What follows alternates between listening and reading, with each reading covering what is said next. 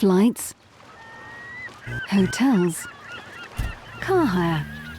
Netflights.com, sponsors of the William Hunt Trilby Tour.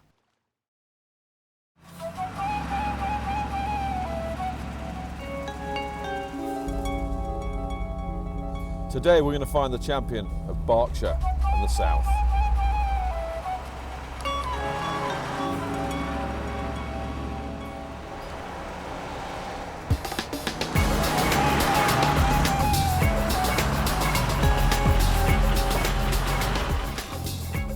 Welcome to Bearwood Lakes, event number 5 on this year's Trilby Tour. Nothing has changed. A great venue, you've registered, you're ready, you got your caddy, but who's got what it takes to be a Trilby Tour champion? The 2010 Trilby Tour, 8 regional championships and 2 international finals across 9 venues featuring over 900 golfers. The quest for the international amateur title began at Druids Glen, where John Lynch was crowned champion of Ireland. In week 2, the championship of Kent and South East England went to Daniel Broad at the London Golf Club. At the Oxfordshire in week 3, Dave Just saw off some classy opposition to claim the Oxfordshire and West Midlands trophy. And in week 4 at the Marriott Sproulston Manor in Norwich, the charismatic James Boast became the champion of East Anglia. This week we head for Berkshire and the magnificent Bearwood Lakes Golf Club as the biggest field yet go head-to-head for the next Trilby Tour Regional Championship title. Plenty of fantastic winner-takes-all golf action coming up from Bearwood Lakes, but before we get out onto the course, it's time to hear from a man at the very heart of this exclusive venue, Managing Director Carl Rutherford. The club really just seems to have gone from strength to strength since it opened in 1996. I think when it was originally launched, we had a beautiful piece of land which you can see here, and everybody felt that the course would be something pretty special. But I don't think really until sort of the second year of opening anybody realised just how special it was going to be. We don't host this kind of thing very often. We get a lot of approaches for holding tournaments of all sorts, especially professional tournaments. But we always wanted to do something that would heighten the profile of the club and maybe show those out there that have not had the pleasure of playing the course exactly what it is we have to offer. So when the Trilby Tour came up, they sent me through the DVDs of the coverage over the last couple of seasons, and we were hooked. We had a little look at it, the board of directors and myself and the staff, and it's just a fantastic, dramatic event. A real opportunity for people to detach themselves from reality, come along, and the average golfer gets to feel like a tour pro for the day. I don't even think that's accurate. I think this is even more elaborate than some of the tour events I've seen. This is a real golfing theatre. So for us at Bearwood Lakes, it's a fantastic opportunity to show off what we have here, and I've got to say I think the golfers seem to be enjoying it. Oh, trust me, Carl, they were loving every minute of it. To make top 12 at Bearwood and claim a place in the International Amateur Final needed some seriously fine play.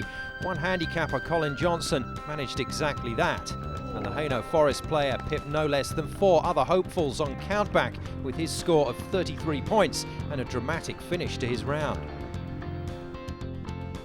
In 11th place and going off-road to get there was a man from Cuddington Golf Club, James Rich.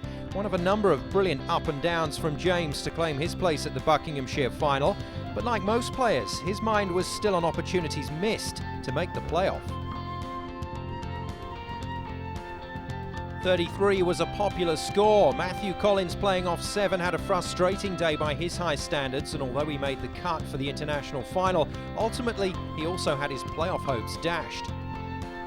This Bearwood Lakes course brought the best out of the players and the entertaining shots began to flow.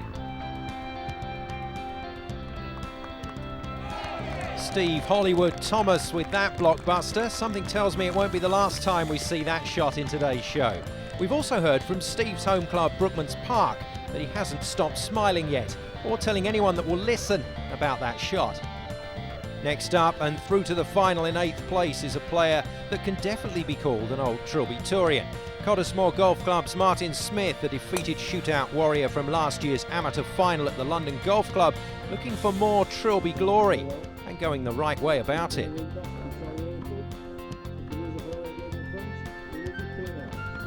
Ben Neve had to deal with some rain during his round, but coped very well indeed. The Test Valley maestro smashed his way to 34 points, a score that was not to be beaten by any save the top 4 playoff contenders. More delightful golf now, this time from Warren Kelly.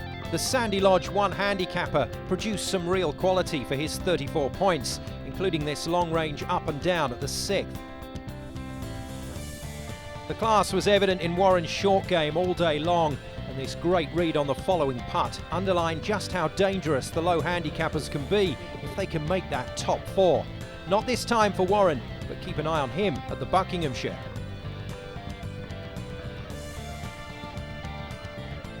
Just missing out on a playoff spot was this man, Bognor Regis Golf Club's Nick Jackson. 34 points, 5th on countback. All in all, a great day's work from the single-figure player.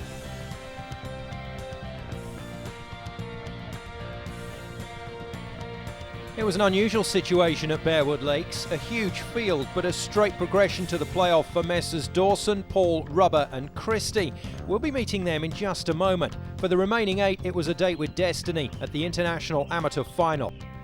Right then, it's nearly time to meet the mystery men who got it just right today for a place in the playoff final and a shot at the Berkshire and Central Southern England title. It's playoff time, and here's the first man ever to claim a Trilby title, Steve Cowell, to give us the lowdown on playoff hole 1.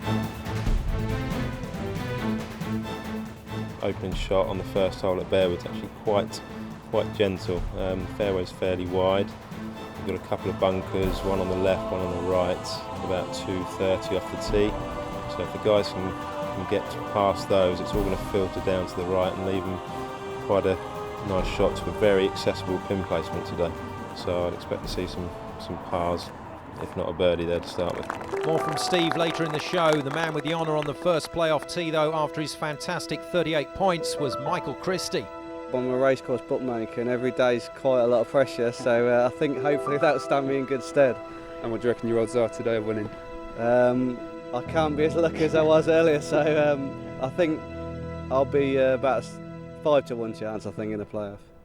Michael should have backed himself as favourite surely after his cracking round in regulation, but a Trilby Tour playoff is a very different beast. Away they went at Bearwood Lakes with the championship playoff for the Berkshire and Southern Central England title. Michael tugged it off the tee but finished safe enough with a shot at the pin.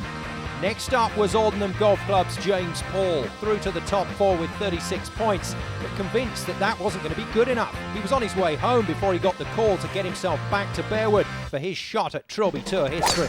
Oh ye of little faith. Paul was another man to have a go at bouncing his tee shot off the Sky Sports camera. Left again and to that wispy rough. Next man to the tee was the third of our championship playoff gladiators, Mike Rubber. Now I'm sort of involved with the playoff. I don't really know how I'm going to react when the situation comes, but we'll wait and see. Look at the eyes, that's what William always says. Was that steely determination or pure fear? Whatever it was, the player from Maidenhead Golf Club was fired up and determined to bring his big hitting style to the playoff party. The third player to go way left though. The last man to the tee was there by the skin of his teeth. Guy Dawson with 35 points edged out 5 players on 34 to step into the playoff. I'm pretty fearless. Been in playoffs a couple of times, just club championships, back in my home track, Joe's Cross, and come out on the right side of those, so hopefully I can continue that record. Now we like guys that can talk the talk here on the Trilby Tour, but could the Gerrards Cross 3 handicapper walk the walk? The answer was most definitely yes. As cool as you like and the only man to hit the fairway. Advantage Dawson.